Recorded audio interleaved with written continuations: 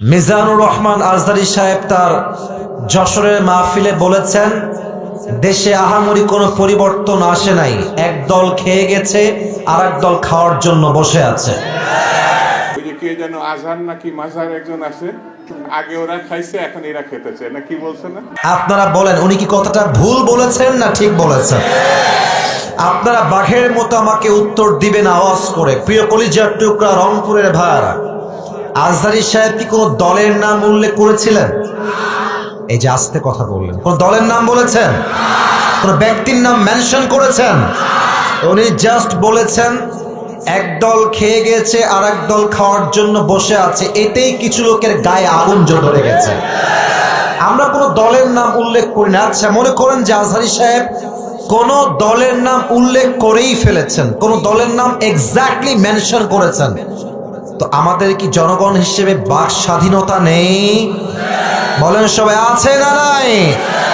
যদি আমাদের বাক স্বাধীনতা কেউ কাটতে চায়, তাদেরকে আওয়ামী লীগের ইতিহাস মনে রাখতে হবে যুবক ভাইরা আমার। তো আমি দেখলাম একজন নেতা, তার নামটা আমি জাস্ট বলেই ফেলছি, ছোট্ট নাম বলছি, দুদু সাহেব। উনি বললেন কোথাকার কোন আজহারি মাঝহারি মিয়া, আজহারি কি মাঝহারি? এটা কি আপনাদের সস্তা মনে হয়?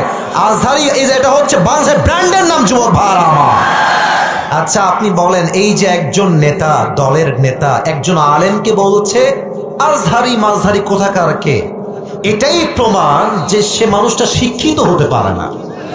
একজন শিক্ষিত মানুষ আলেমকে কথা বলবে পরিপূর্ণ শ্রদ্ধার সাথে, সম্মানের সাথে রংপুরের ভাইরা আমার।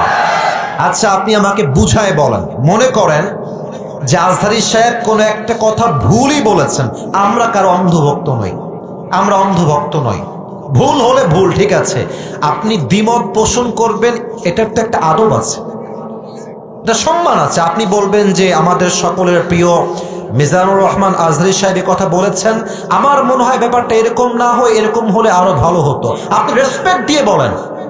আপনি যখন আজহারীকে মাঝহারি বলে গালি দেন, কলিজার টুকরা যুবকদের রক্তক্ষরণ শুরু হয়ে যায় যুবক ভাই।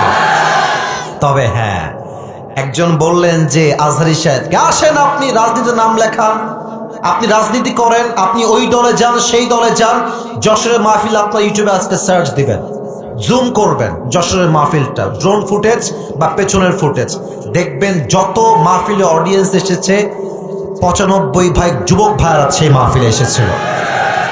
সবাই কি জামাত ইসলাম? তারা সবাই কি শিবির নাকি? তারা মিয়া, ঘোল খাওয়াই লাভ নাই, এইসব ঘোল আর বাংলার মানুষ খাবে না যুবক ভাই। জামাত ইসলাম নয়, বিএনপির লোকরাও আজহারীকে কলিজা থেকে ভালোবাসে যুবক ভাইরা।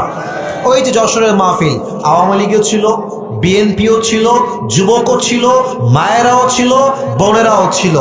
অতএব আমাদের ভালোবাসা দলের জন্য নয়, জামাতের জন্য নয়, কোনো ব্যক্তির জন্য নয়, আমাদের ভালোবাসা একমাত্র কোরআনের ভালোবাসা, একমাত্র আল্লাহর জন্য ভালোবাসা এটা। আচ্ছা, যেই দলগুলো এভাবে আজহারীকে কটাক্ষ করছেন, এই যে 20 লাখ মানুষের সামনে কটাক্ষ করলেন, ওখানে কি সবাই আজহারীর ভক্ত না? তো আপনি যে গালিটা দিলেন, যার বুকে আপনি আঘাত দিলেন, আচ্ছা ভাবেন যে আজহারী সাহেবকে আমি ভালোবাসি, কথার কথা, তো আমার ভালোবাসার মানুষকে যে গালি দিবে, আমি কি তাকে আর ভোট দিব নাকি? কথা বলেন, ভোট দিব নাকি? আপনি আমাকে সম্মান করবেন, আমার ভালোবাসার মানুষকে সম্মান করবেন, আপনাকে আমি স্যালুট জানাবো যুবক ভাই, ঠিক কিনা বলে? মেহেরবানি করে দলাদলি করবেন না। স্বৈরাচার বিদায় নিয়েছে, ওই চ্যাপ্টার ক্লোজ। আগামীর দেশ হবে ইসলামের বাংলাদেশ, কোরআনের বাংলাদেশ।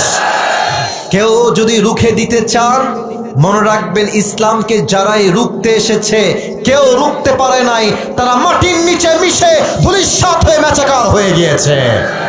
আল্লাহ প্রত্যেকটা মানুষকে কথাগুলো বোঝা এবং আমল করার তৌফিক দান করুক, পড়েন সবাই আমিন।